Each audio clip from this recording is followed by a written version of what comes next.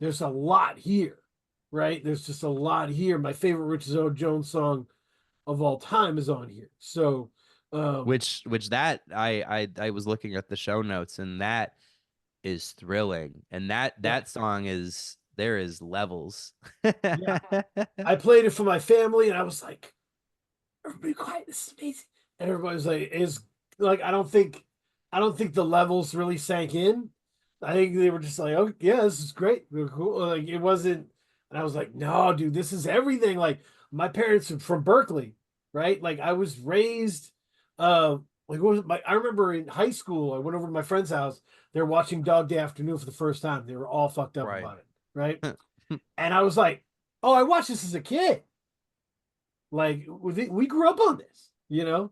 And so the notion of the world being this interconnected game that was kind of created against you,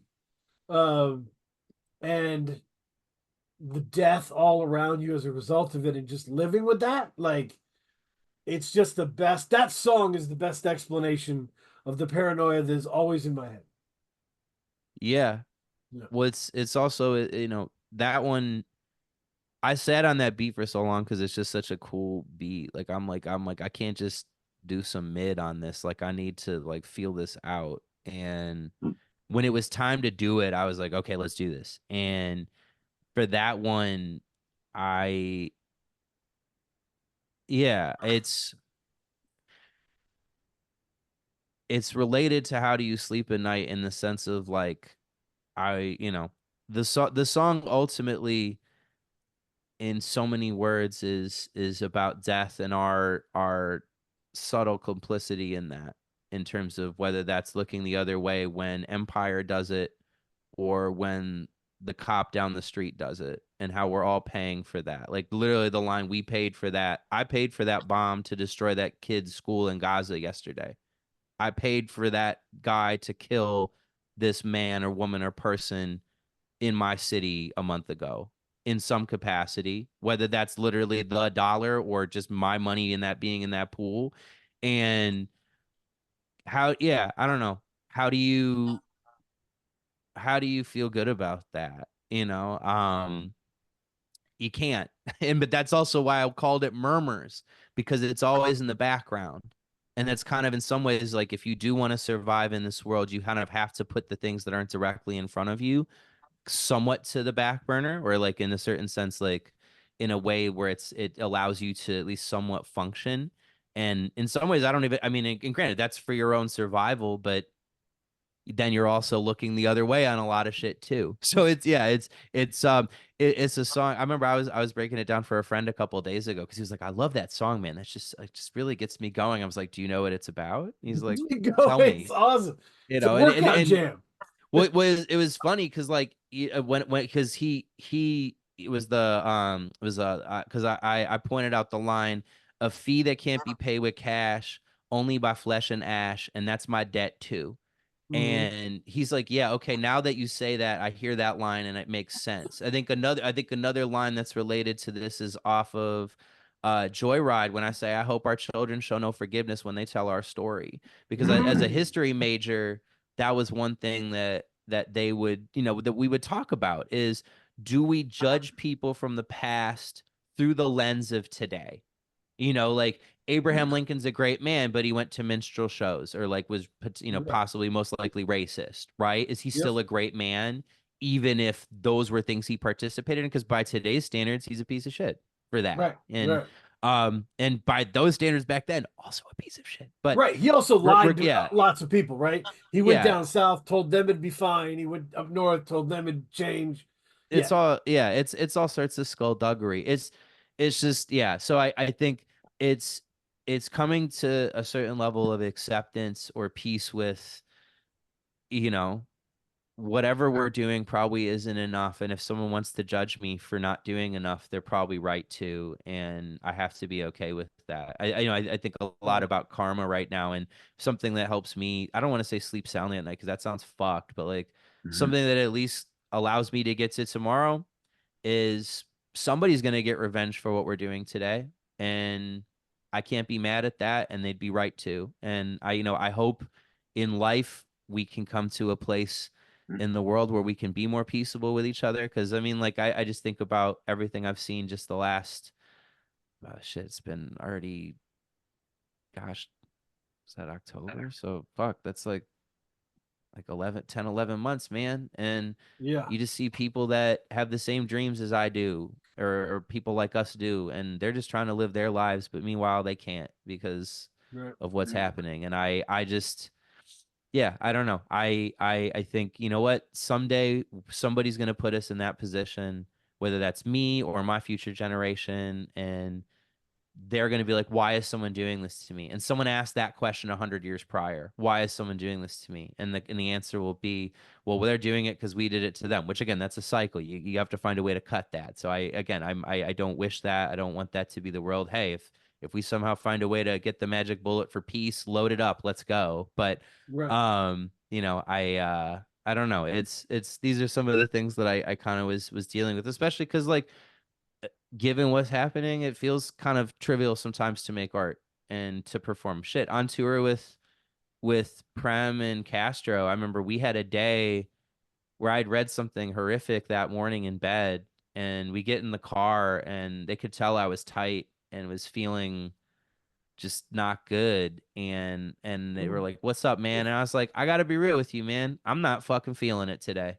I'm horrified, and the idea of me going to play some fucking rap songs for people just feels stupid, and I don't like this. And I know we got a job to do, and we're having a great time, the three of us, and we're in our own little bubble, but I don't like what I'm seeing, and I'm just really, I'm a bit broken. It's hard to get amped when you can hear about the things that, again, my tax Yeah. dollars are paying for. So luckily we found a way to get through and do the show, and I'm a pro in that way. But I think as time goes on, I think artists of conscience do have to ask themselves some of these questions if they're going to be any level of a responsible narrator or provider for one's spirit. If you think about what music is all about, it's so much of it is rooted in religion and in ancient forms of expression in terms of like